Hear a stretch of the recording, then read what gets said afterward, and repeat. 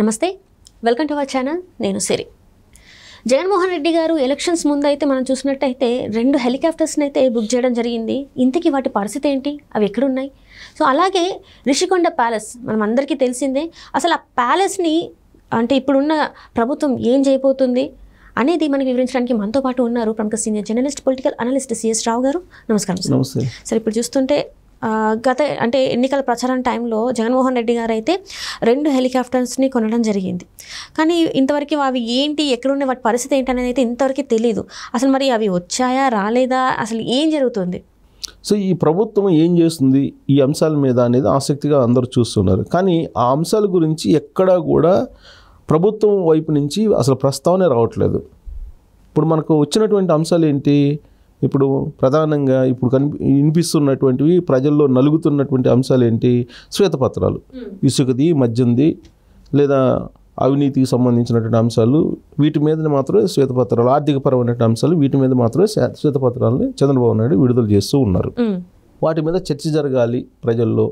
ఏ విధంగా 2019 నుంచి 2024 ఎన్నికల వరకు జగన్మోహన్ రెడ్డి రాష్ట్రాన్ని భ్రష్టు పట్టించారు అనేది తీసుకెళ్లాలనే ప్రయత్నం తెలుగుదేశం పార్టీ చేస్తూ ఉంది.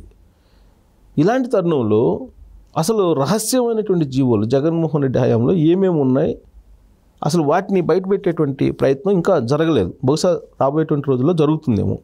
ఇప్పటివరకు ఏంటి, ఫస్ట్ ఎక్కడి నుంచి స్టార్ట్ అయింది? ప్రభుత్వం మార్గానే లిక్కర్కి సంబంధించినటువంటి వాసుదేవ్ రెడ్డి, అప్పుడు బెవరేజెస్ కార్పొరేషన్ ఎండీకి సంబంధించి ఏపీసీఐడి ఎంక్వైరీ నుంచి ప్రారంభమైంది.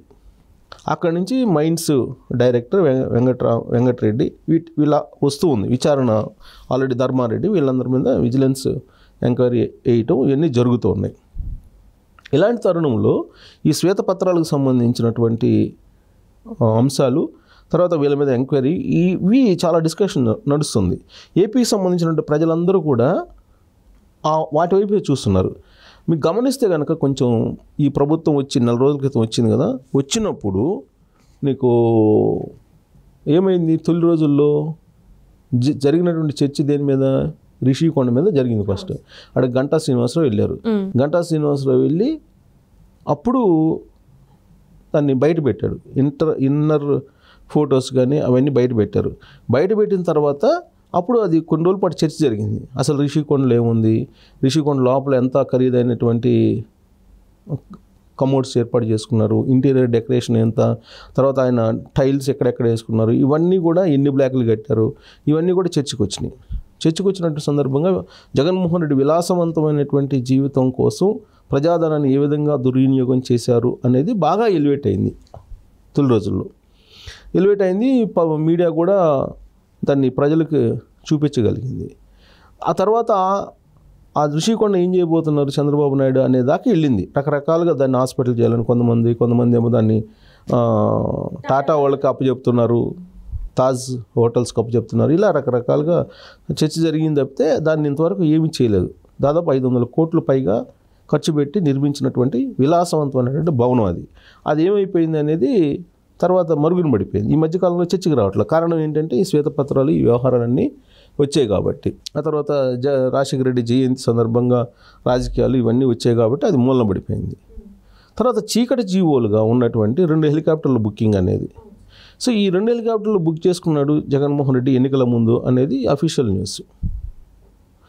మరి ఆల్రెడీ ఒక హెలికాప్టర్ ఉంది ఆంధ్రప్రదేశ్ ప్రభుత్వానికి, ఇంకొక 2 హెలికాప్టర్లు బుక్ చేసుకున్నాడు ఎవరు? జగన్మోహన్ రెడ్డి. మరి ఆ 2 హెలికాప్టర్లని మళ్ళీ ఆ జీవోలు అలానే ఉన్నాయి అని అంటే, ఆ జీవోలు రద్దు చేయలేదంటే ఆ 2 హెలికాప్టర్లు వస్తున్నాయా?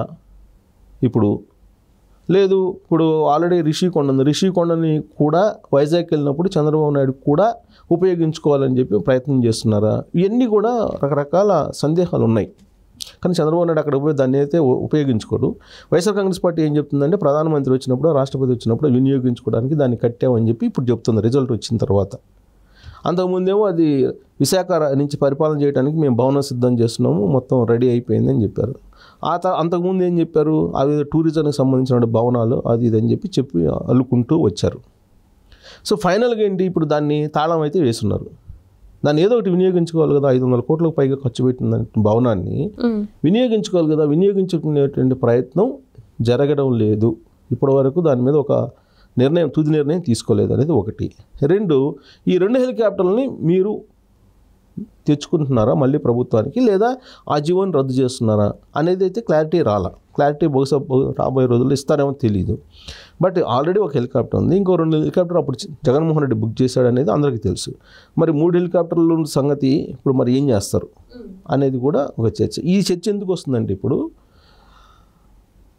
రివ్యూ మీటింగ్ పెట్టాడు చంద్రబాబు నాయుడు 2 రోజుల క్రితం. రివ్యూ మీటింగ్ పెట్టినప్పుడు ఆయన ఏదో హిమాలయ వాటర్ని పక్కన పెట్టుకుంటే ఆ పక్కన పెట్టుకున్నటువంటి హిమాలయ బాటిల్ని YSR Congress Party social media troll చేస్తుంది. చంద్రబాబు నాయుడు విలాసవంతమైనటువంటి జీవితాన్ని గడపడానికి, లేదా ఆయన హైజెనిక్ వాటర్ తాగడానికి హిమాలయ వాటర్ని వాడుతున్నాడు అని చెప్పి ఒక ఫోటోని వైరల్ చేస్తున్నారు. ఇలాంటి ప్రయత్నమే 2019 ఎన్నికల ముందు కూడా చేశారు. ఒకవైపు ఏమో హిమాలయ బాటిల్ పెట్టి ఓన్లీ వాటర్కే ఇంత ఖర్చు అయింది అని చెప్పి వాళ్ళు కొన్ని లక్షల్లో చూపించేసి ఆ రోజు బదనాం చేశారు చంద్రబాబు నాయుడు. మళ్ళీ సేమ్ అదే టెండెన్సీ తోటి ఇప్పుడు హిమాలయ బాటిల్ని రౌండ్ చేసేసి ఆయన కూర్చున్నటువంటి పక్క టేబుల్లో మీద దాన్ని పెట్టుకున్నప్పుడు చేసి దాన్ని చూపించేటువంటి ప్రయత్నం, బదనాం చేసేటువంటి ప్రయత్నం చేస్తూ ఉన్నారు. అందుకే అసలు ఋషికొండ కానీ లేదా 2 హెలికాప్టర్లు బుక్ చేసుకోవడం కానీ వీటన్నిటితో పోల్చుకుంటే హిమాలయ బాటిల్ ఎంత? యాక్చువల్గా అప్పుడేంటి, జగన్మోహన్ రెడ్డి ముఖ్యమంత్రి అయినప్పుడు ఒక ట్రోల్ చేశారు. పక్కనేమో ఆయనేమో కిల్లే వాటర్ బాటిల్ తాగుతున్నట్టు, చంద్రబాబు నాయుడు అయితే హిమాలయ వాటర్ తాగుతున్నట్టు. ఈ రెండింటికి మధ్య తేడా, ఇదేమో 15 రూపాయలు, ఇదేమో 100లో ఉంటుంది, 1500, 1000 రూపాయలు అట్లా వేసేసి ఇది సింపుల్ సిటీ అని అంటే జగన్మోహన్ రెడ్డి రోల్ మోడల్, ప్రజాధనాన్ని చాలా భద్రం పరుస్తున్నాడని చెప్పి వాళ్ళు ఇచ్చినటువంటి న్యూస్ అప్పట్లో 2019లో జగన్మోహన్ రెడ్డి సీఎం అయిన తొలి రోజుల్లో. ఇప్పుడేమైంది, ఆయన విలాసవంతమైనటువంటి జీవితం కానీ లేదంటే ఆయన విలాసవంతమైన భవంతులు కానీ ఇవన్నీ చూసిన తర్వాత ఆంధ్రప్రదేశ్ ప్రజలు అతన్ని చీకొట్టారు, అన్ని అబద్ధాలు చెప్పాడని జగన్మోహన్ రెడ్డిని.